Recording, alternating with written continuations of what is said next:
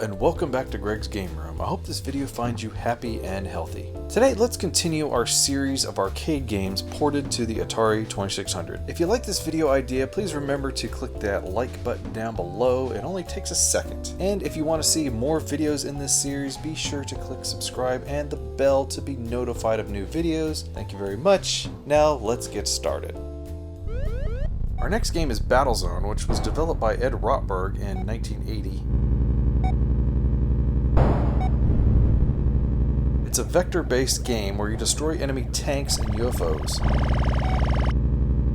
The game features some of the first 3D visuals in a video game. A radar for finding enemies, dual control sticks to simulate tank movement, and a simulated periscope the player had to peer into. I always found that to be a very cool and unique feature.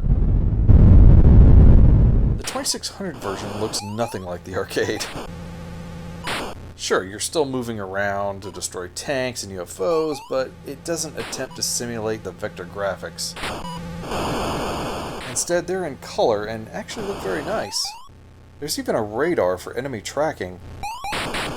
The controls are different too. Using the Atari joystick, you move forward, back, turn left, and turn right.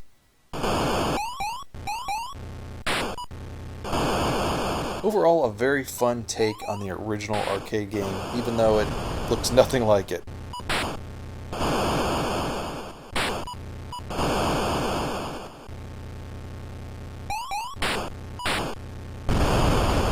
Nexxus Frogger, created in 1981 by Konami and not Sega. They were just the publisher in North America. The goal is to hop your frog across a busy highway and a raging river to get him home safely. Along the way, you must avoid snakes, eat flies, and help your lady frog home too.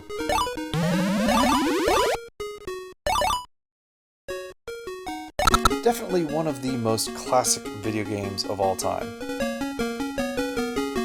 So it's no surprise the licensing rights were very coveted. It turns out there were two versions for the Atari 2600.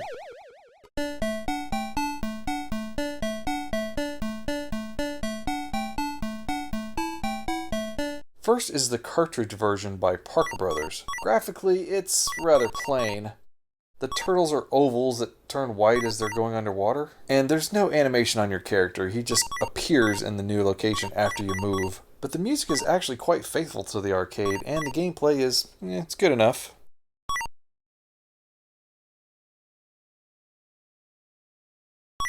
But the version you want to own is for the StarPath Supercharger. This device included 6K of extra memory and played games from a cassette tape.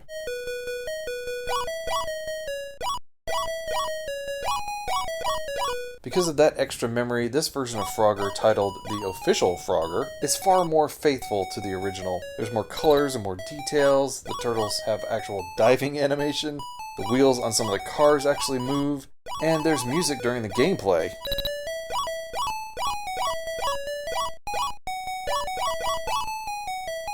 This is a great version of Frogger, if you can find it.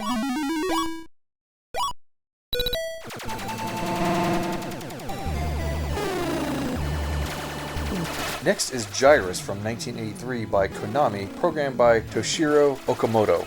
It's a unique take on the spaceship shooter genre. Your ship travels on the outer edge of the screen, shooting enemy spacecraft on a journey through the solar system. If you shoot certain enemies, you'll acquire a dual fire upgrade, which makes this game really fun.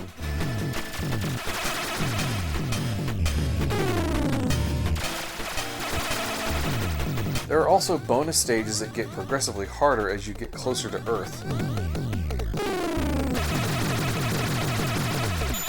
Probably the most distinguishing feature of the game is its fantastic music, which is a version of Bach's Toccata and Fugue in D minor.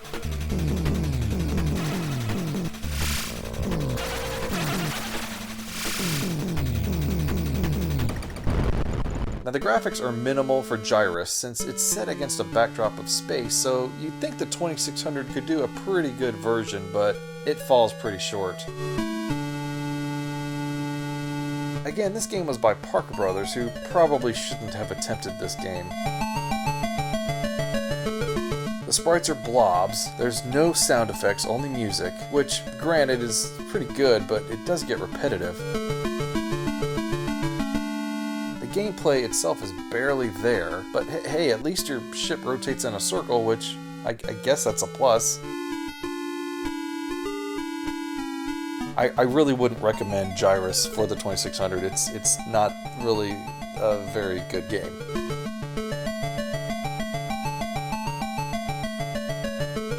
Our next game is 1981's Phoenix by Atari, a take on the space shooter genre. This time your enemies are alien birds.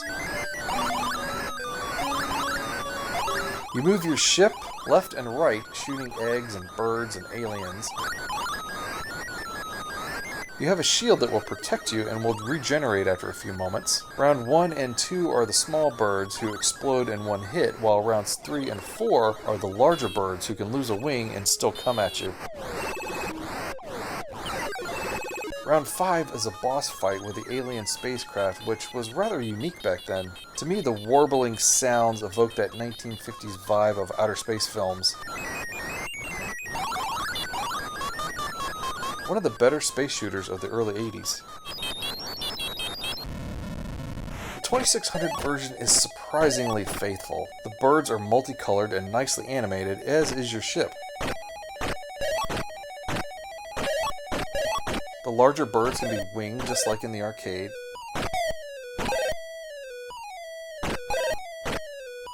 And there's even a final boss fight with a giant alien spacecraft. The only thing that's noticeably missing are the eggs that hatch the large birds and the small birds that protect the spacecraft. Phoenix is definitely one of the better arcade ports for the 2600. Roadrunner is our next game, and it's one you may not even remember. It was developed by Hal Cannon and Earl Vickers for Atari Games back in 1985, and pits you as the Roadrunner against Wile E. Coyote. Run right to left eating birdseed, avoiding trucks, and dodging the coyote.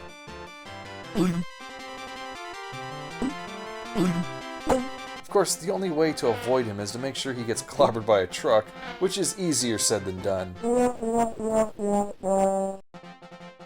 This is a tough game because you can't miss too much of that birdseed, and Wile E is on your tail every second of the game.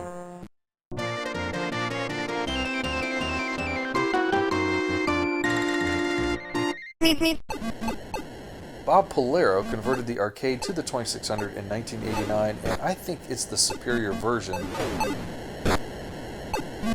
It's really more forgiving than the original arcade version, which, in my opinion, makes it more fun. The graphics are very good by 2600 standards, and the Roadrunner and Wile E look fantastic.